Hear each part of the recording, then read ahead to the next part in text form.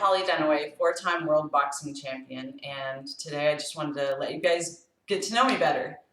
So, while I'm working out. So I grew up in Arkansas, and I grew up on a farm, like in the middle of nowhere, as is every part of Arkansas.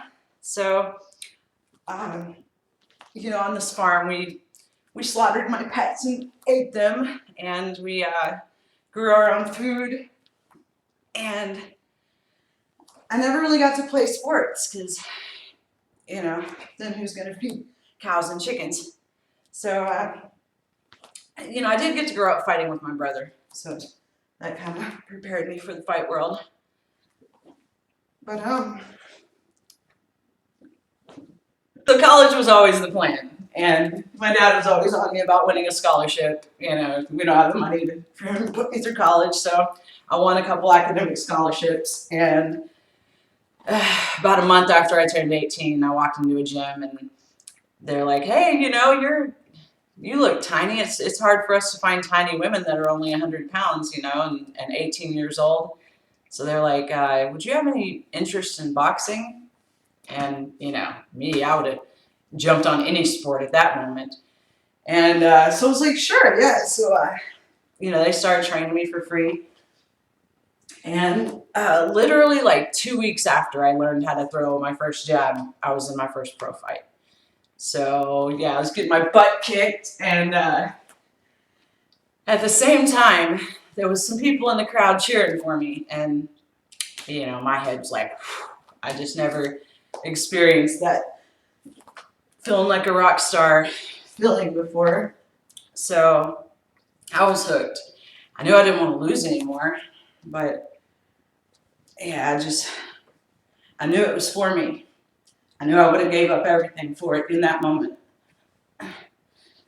So, I went back home, and you couldn't keep me out of the gym 7 days straight. You're supposed to take a day off and let your body recover, but yeah, you couldn't get me to do that. So, I fought 9 times my first year, 7 times my second year. So I won these like busiest rookie of the year awards. But I had a lot of lost time to make up for since everybody else had an amateur career behind them. And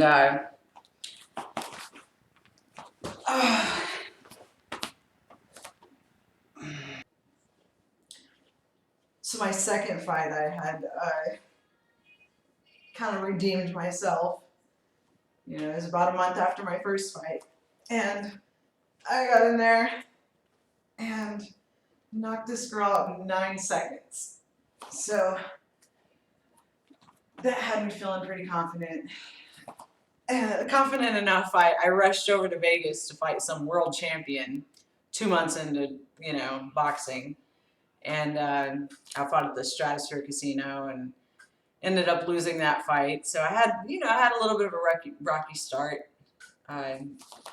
So out in Vegas, it was cool. It was like my first time getting treated like a superstar. So after going out to Vegas and losing, I went on a couple fight win streak. I was doing pretty good, and then I got my third loss. Don't worry, they stopped coming for a while. So my third loss, where did I go? I think I was in Lake Tahoe, Nevada, and I was fighting at Caesar's Palace out there, and I was fighting this girl. Her name's Stephanie Dobbs. She's in the Guinness Book of World Records for like the most pro fights of any female. But she's rock'em sock'em robot style, She'll take 2 to land 1. So, we went out there, and I had got there a little bit early so I could acclimate to like 1/3 the oxygen at very high elevation. But I just didn't go out there far enough in advance and push my limbs like I should have. So, I ended up getting tired. I like boxed circles around her the first round. Ended up getting tired. And I stood in the center of the ring and just, I just sat there, weave, 1, 2, 3, 4, weave. My feet wouldn't move anymore. They just betrayed me. So, I was so tired. I remember sitting down on the stool in between rounds, and my trainer was slapping me and yelling at me like, "Open your eyes!" As soon as the bell rang, my eyes would pop back open. But as soon as I sat down on that stool, they just slammed shut, and there was nothing I could do about it. So anyway, I felt like I still won every single round, and I think this was my first 6 rounder also. So I still felt like I was winning and outlanding because I'm at least moving my head in between combos, and this girl's just standing there. So. I lost like a majority decision. It was like my first controversial decision, my first taste of feeling like, got the short end of the stick. So it was a learning experience, and it just drove me. We learn the most from the bad stuff that goes on in life. When everything's going great, all we're learning is this is great. But when it goes bad, you figure out why. And so I did, and it was conditioning. I just needed more conditioning, so I hired a running coach, a marathon runner, somebody to coach me on breathing through, it, and keeping my breathing slow, and how to run distance, and to work on my endurance, and then maybe do sprints to build up my lung capacity. So, oh yeah, I'm supposed to be working out, huh? I went on a couple of year win streak, after this tough lesson where I felt like I had won the fight and didn't get the decision. And, at the end of that 2 years, I had won my first world title. It was the 102-pound WIBA title, which is the same world title that Layla Ali held, but I think she held it at like 168. Yeah, I'm only like 5 foot tall, so that explains why I don't weigh a lot. But yeah, so I weighed in at 98 pounds for that fight, and I was so motivated, and I got out there, came to her hometown in Atlanta at the time. I was still living in Arkansas, and she was a police officer there in Atlanta, which is, I guess, a little bit intimidating. And she had like a former heavyweight champion, Shannon Briggs, working her corner, and was it Shannon? No, Xavier Biggs. Actually, they were both working her corner. They're pro fighters. One was the champ. Anyway, obviously not intimidating enough to remember. So I took her title, and then I guess getting that title at like 19 years old got the attention of some pretty big names in women's boxing. So it landed me a fight in Germany, and yeah, I had never been overseas before, and I got offered this fight against Regina Halmich. I think she retired. Her record was like 53 wins and 1 loss, right? And this girl, she hadn't been beaten, over 10 years. So I went over there, and I won the first couple of rounds, and then I didn't win another round. But made it to 10 rounds. She won a unanimous decision over me. Yeah, I wasn't ashamed though at all. Like it was a great fight, a good opportunity for me. It was by far the most money I had ever made, although it didn't compete to what she made. So,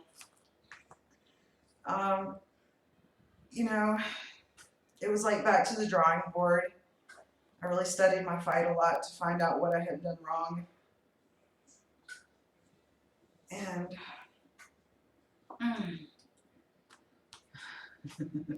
there we go. Gotta look at the board.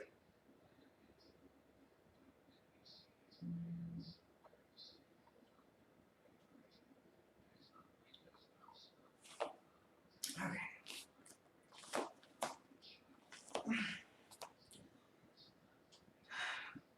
So after I went back to the drawing board, I was unstoppable again. Went another 2 years without losing. And then, oh yeah, I even racked up a couple more world titles during that win streak. I had went over to Budapest, Hungary, and took both of the girls' titles. And man, they were so nice in Germany, in Hungary. I mean, they invited me over for my family and I over for like Thanksgiving dinner, and I got to go like eat with the U.S. ambassador in Hungary. So I had a lot of support over there. It was very unlike Germany. Germany, they were a little cold towards me. My opponent, I didn't know for years that she spoke English. She didn't say a word to me before or after the fight. But yeah, Hungary, those people they're really like a peaceful people. And it was a great experience, even outside of, winning a couple more world titles at like the next weight division up. That was 105 pounds. So then, then I went back to Germany after not losing for a couple of years, and I fought this girl, Julia Sahin. And she was 17-0. Yeah, it was the next weight division up. I was going to fight for like the 108-pound world title, and I lost a split decision. It's like one judge had me winning 9 out of 10 rounds, and the other 2 had me losing 6-4. So, yeah, you might want to go watch that one on YouTube. But that was like my most outrageous robbery. I just felt cheated, and I was angry at the sport. And, it was like my first time in about 4.5 years taking more than 1 day out of the gym. Because even after a fight, I would fight Saturday night. I was back in the gym on Monday. I just was so dedicated. I lived it. I breathed it. I slept it. Before I went to bed, I would visualize the fight. And you got to visualize like 100 different scenarios that all include you winning. You can't ever have self-doubt. And but I really visualized every fight. And everything I ate was based on like not trying to be more than 100 pounds. So I really, you would think that like a pro boxer eats really healthy, right? But I don't know if that was the case or if I was just not eating a lot. I think I was kind of in starvation mode for some years and didn't know it. But like after the fight, I would blow up, like 10 pounds because it would just do something to me mentally. Not being able to eat the things I wanted to eat, or especially chocolate. Oh my God, I love chocolate. So, as soon as the fight was over, I could eat pasta and gain weight, and I would do that. I'd go a little bit overboard with it. I'd only gain weight in my face and my stomach because I was putting it on so fast. But it came back off quickly because I was working out too hard.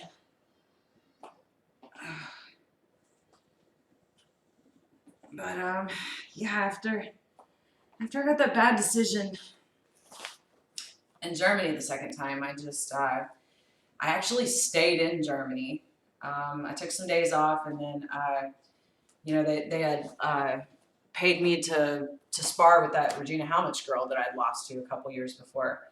So I stayed over there in Germany by myself for a couple of weeks, and that was a tough training camp. I knew I had a fight waiting on me when I came back home. I was going up in weight. A few more weight divisions. I was gonna fight Mary Ortega. I think her record was like 28-3. and I was going up to 112 pounds. And man, this girl was in trouble. She was in trouble. I mean, I'm over in Germany, like banging it out with a 53-1 girl, preparing for this girl. And, I was going through some things with the robbery on the scorecards, and just feeling like I gave up my life for a couple of months and then went out there and gave it my all for 10 rounds. And then, they're just like, yeah, you're not the winner. Like, because we said so. There's nothing you can do about it. Because, like, in the history of boxing, they've overturned 2 decisions. And they didn't award the rightful winner the decision. They made it a no contest. Boxing's still the most corrupt sport in the world because you've got a different commission in every state and every country. And every commission has a different set of rules. And to dispute a decision's $10,000. Some of the girls aren't even making that. So, it's just not worth it. Your best bet is just to hope that the fight's uploaded on YouTube and people can go watch it for themselves and, try not to judge you off of like a few losses on your record. So, yeah, I came back, came back to St. Louis. Guess I forgot to mention I moved to St. Louis, when I was 22. I signed with a boxing promoter out there. Rumble Time Promotions. Man, I miss them. They were the greatest.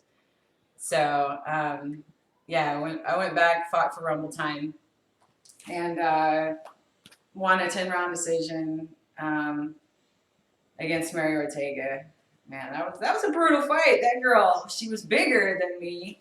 And she's like Hispanic, so she's got that kind of stereotypical Hispanic style where she's just like a lot of heart, comes forward, never gets tired, just, throws nothing but power shots, don't know how to back up. Like, it doesn't matter if you hit her because, like, hey, this is just a regular day for me. They don't really like a lot of Hispanic fighters. There's pride in getting hit, and being able to take a punch. So it's not that big of a deal to them. They'll take it, and that's their motivation to come back even harder. Whereas like a lot of American fighters, they're more focused on defense, and maybe they waste a little bit more time, and they're being too careful, and it's not as exciting. But at the same time, you're not taking a beating in there as often. When you're a defensive-minded fighter. And so, yeah, I won that fight, and, things were kind of like back and forth for me after that, as far as like, I went over to Seoul, South Korea, and feel like I got a bad decision out there, and then I'd win a couple and then go to another country. So it was kind of up and down for me. And I'm going to do some Supermans. It was kind of up and down for me. And so, I was like slowly losing my love of boxing a little bit. But then I had got an offer to go over to Mexico. And, okay, it was out of my weight division. I get that. Maybe I shouldn't have taken that fight. But, it was another situation where I just felt like she didn't have a great defense. So if one fighter's hard to hit and the other one's not, like, in my mind, I'm like, well, how do you beat me?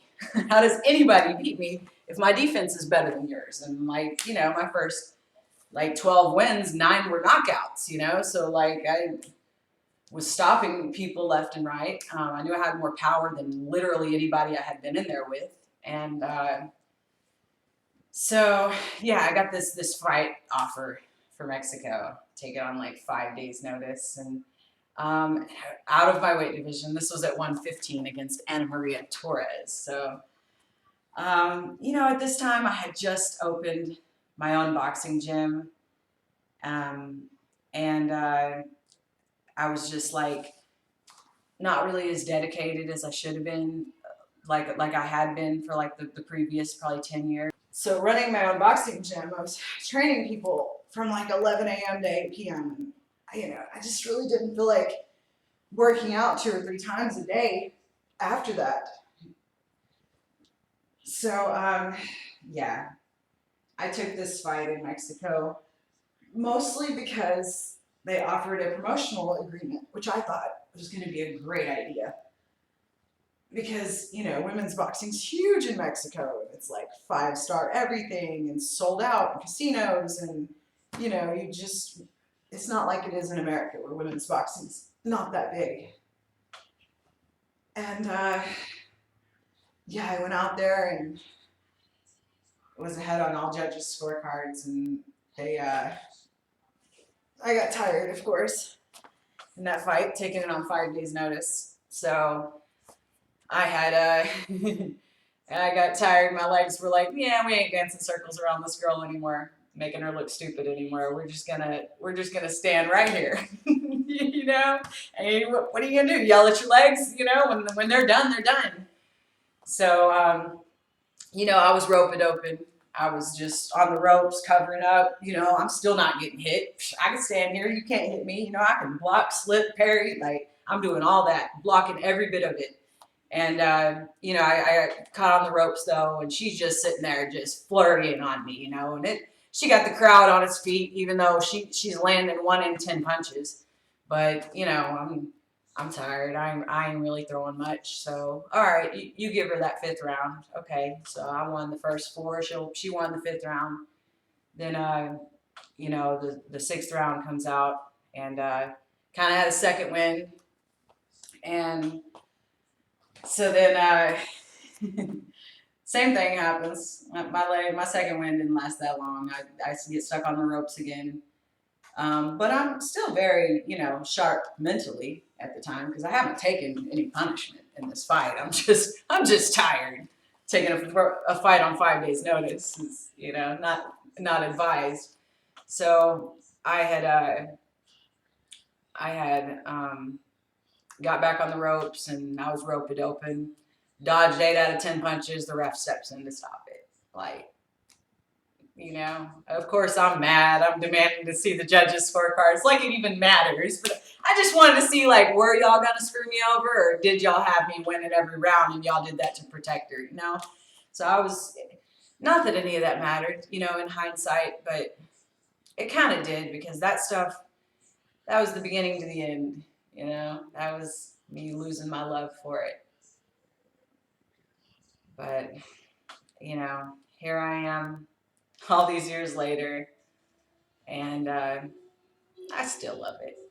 Not enough to dedicate my life to the pro boxing part of it, but I love teaching it. I love talking about it. I'm so proud of the fact that how far I made it in boxing, and don't know that I would have ever got out of Arkansas if it weren't for that. And I'm just really grateful for it. I'll try to keep you guys updated on my website, holliedunaway.com, or I'll update my YouTube channel every day. So just stay tuned, guys.